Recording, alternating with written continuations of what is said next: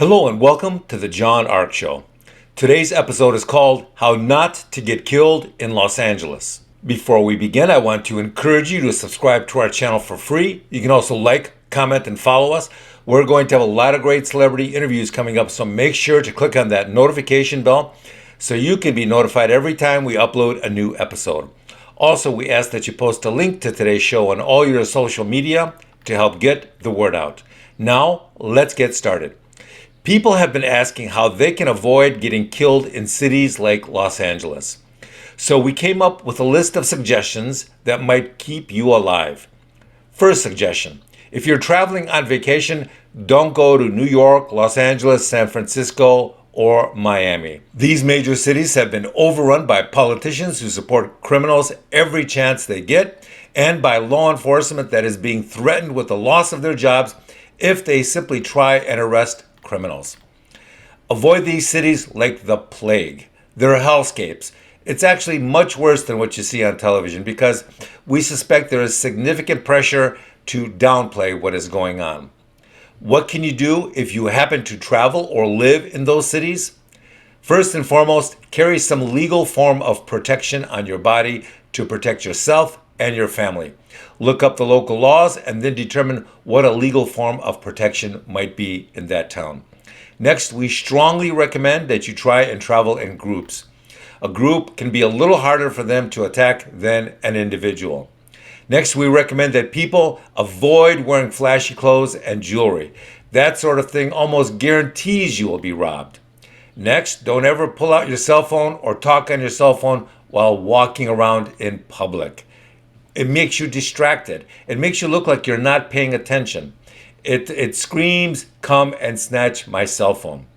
That is simply going to attract the wrong attention. We used to tell people to avoid bad neighborhoods, but that's not possible anymore because they are attacking people in all neighborhoods now.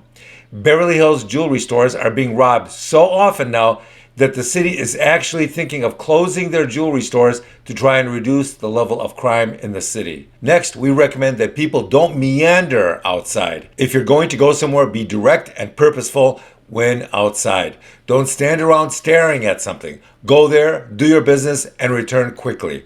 Major banks in some cities are telling their employees to dress down when they walk or drive to work. They say the more you look like a success, the more appealing you will be to the criminals. Now, in Los Angeles, there are entire large sections of the city that everyone knows are violent and crime-ridden. People should avoid those areas at all costs. Some of these areas, like Venice Beach, are extremely popular with tourists, so they should be avoided no matter how many of them go flocking there. Another recommendation is that if you enjoy using recreational drugs, then you should stop immediately, even if it's something as simple as pot. Why is that? That's because the Border Patrol and law enforcement and Homeland Security are now saying that as much as 40% of the narcotics coming into the country and into cities like Los Angeles and New York are being deliberately laced with lethal and fatal doses of fentanyl. People who were regularly smoking weed for decades are dropping dead on the streets and dying now from that fentanyl. They think, well, I've been buying my weed from so-and-so all these years. He's never done me wrong. I'm just going to keep smoking it. Wrong. That logic is getting weed smokers killed every day. Same thing with people using cocaine and meth and other recreational drugs. They're just dropping dead at parties. They're dropping dead on the sidewalk. They're dropping dead in movie theaters. They're dropping dead in a lot of places because they mistakenly believe it's always been okay to take these drugs. I'll be safe. I'll be fine.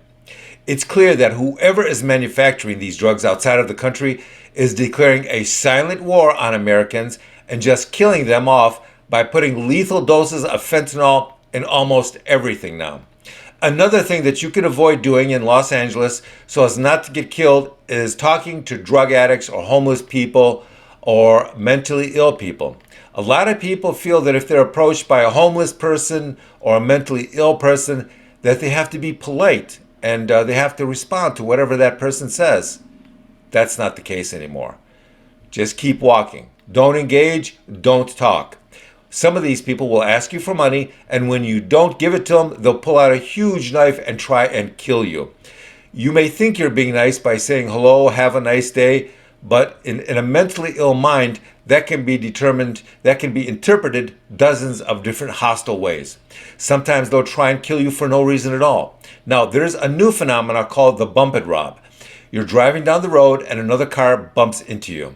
You pull over and try and exchange information thinking it's just another minor fender bender, but in reality, the car that hit you has been stolen and the guys driving it are just bumping other cars all day long so they can rob the people inside. They'll get a stolen car and then do this all day long. They'll deliberately target nicer cars, and when things are slow, they'll target average-looking cars. If you get bumped by someone, drive to the nearest police station and then get out of the car. We also recommend that you remove your driver's license from your wallet now and keep it in your shoe. This way, if a robber steals your wallet or purse, they won't get your ID or your home address and then come and visit you a day or two later and rob the house. Lastly, and perhaps most importantly, when trying not to get killed in Los Angeles or other crazy cities, here's what you need to do. You need to stop thinking and feeling that you're safe because you're in a better part of town, or that there are a lot of people around, or because you work out at the gym 3 times a week. None of that stuff will help you when you're confronted by 3 people with guns. If they try and rob you, then just give them what they ask for and don't try and be a hero because you take jiu-jitsu classes. That nonsense doesn't work in the real world, and it certainly does not work when you're confronted by 1 or 2 or 3 guns directly in front of you.